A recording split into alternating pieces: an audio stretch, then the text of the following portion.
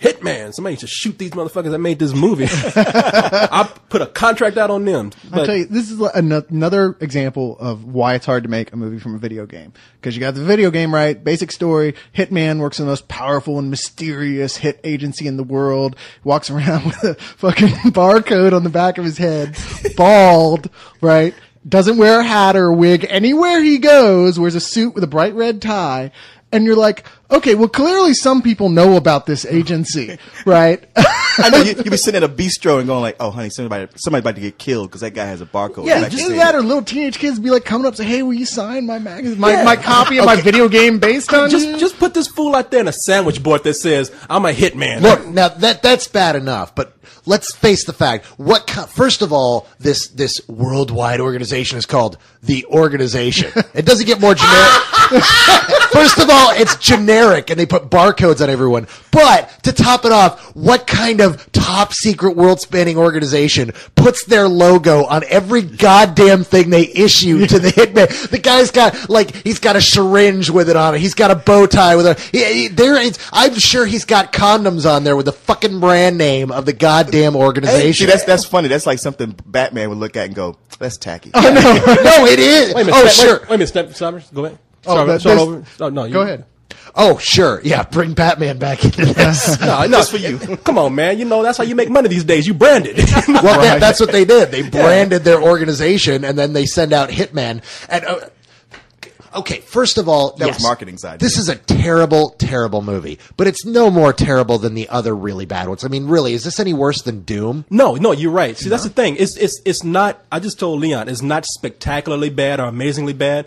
I just saw it and I was like, another one. That's the thing, is it's not offensively bad. You're never offended by it. You're never sitting there going, "Oh, God, I don't think I can take this anymore." You're just bored, really. You've seen all this before. You've seen it done so much better before. There's nothing new here. And it's like a bad television pilot. Except, as bad as this thing is, every once in a while, the really hot Russian whore decides to take her clothes off and try to fuck Timothy Olyphant. That's what I was saying. So it's a really bad Cinemax pilot, then, I mean, okay? It's awful, but there are moments where you're like, you know what, I could watch this for another 5 minutes. Well, see, that's the thing that gets me. Like, y'all always get excited about these video game movies, and you seem to forget, like, the plot of almost every video game is taken from some really bad Cinemax movie. I only got excited. No, I only got excited about one video game movie, and it looked like they almost got it right. And that was, it was some old bullshit. No, it wasn't completely bullshit, but it was close. But, no, but the thing is, man, okay, now let me see if I can try to figure out what's going on with this movie. It's like, goddamn, somebody just got hit right now. Actually, have you guys seen the trailer for this movie? Yeah. I hadn't watched the trailer, and I just saw it on TV tonight, and it's like,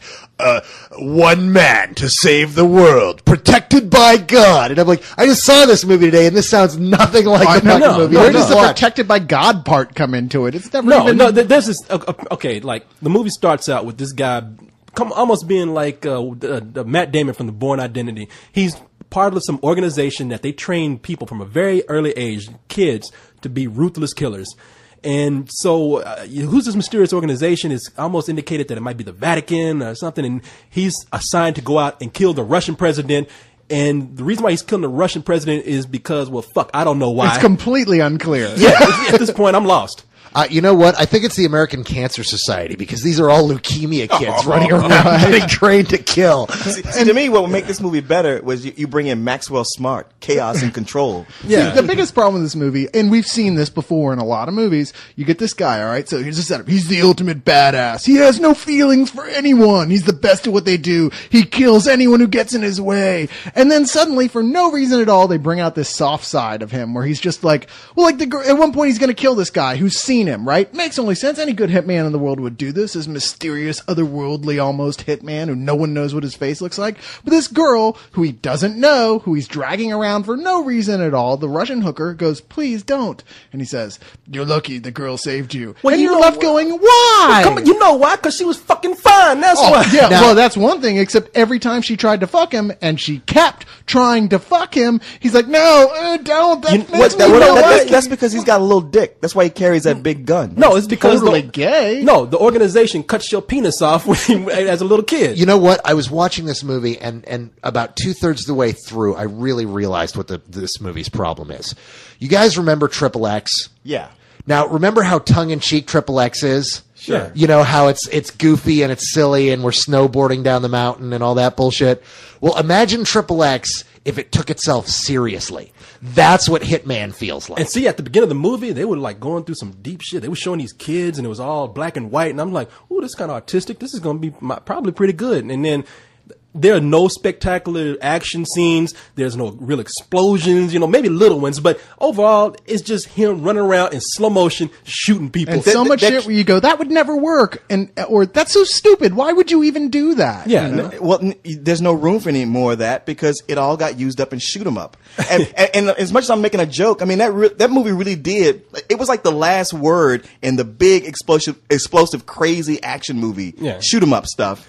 And now, you know, either you're going to top it or just don't even bother. Well, you know, I'm going to go ahead and wrap this shit up, man. You know, we know this is all some bullshit, and I would normally give this some old bullshit. But damn, that Russian chick was fine when she got naked, so I'm going to give this a rental. You're only giving it rental because it's based on a video game. No, I'm giving it a rental because it's based on two pairs you of are- titties in you this are movie. gay You for know video what? games. You know what, Corey? I have the internet and I can download those scenes later on. I'm giving it some old bullshit. Okay, you know what? Retraction.